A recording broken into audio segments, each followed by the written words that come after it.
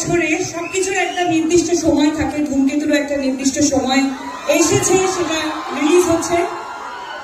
R specially about me and দেব, আমরা দুজনে কখনোই এফার্ট দিইনি আমাদের জুটিটাকে বাঁচিয়ে রাখার, কিন্তু আমাদের জুটিটা বেঁচে থেকেছে তোমাদের ভালোবাসায়, তোমাদের অনুভূতিতে।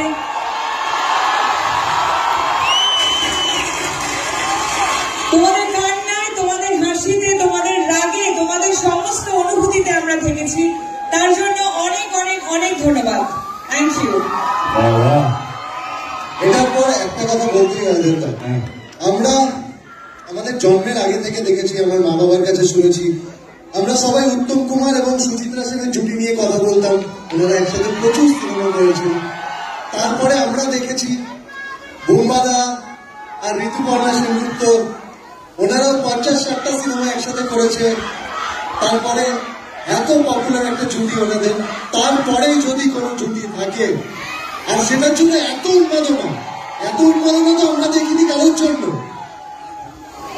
দেশের জন্য। তোমাদের কয়েকশো সিনেমা তো হয়ে গেছে একসাথে, মনে হয় কয়েকশো না, অনেক 4টে ছবি হয়েছে। কি বলছো?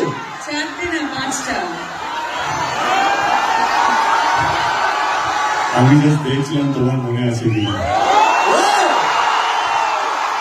আসলে 5টা না, 6টা। ধূমকেতুকে ভুলে যাবো। Oh yes. তুমি যেখানেই থাকো, যত বড়ই হও না কেন, ধূমকেতু তোমাকে কোথাও ছাড়বে না।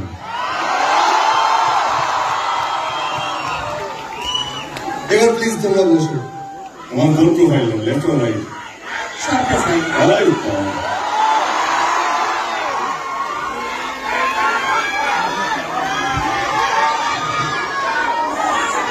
অডিয়েন্স এত শান্ত কেন? শান্ত থাকলে হবে না, আমার আওয়াজ যেন শোনা না যায়, ঠিক আছে?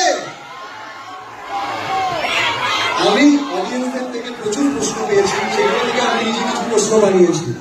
কারণ কারণ বেটা, আমি তোমার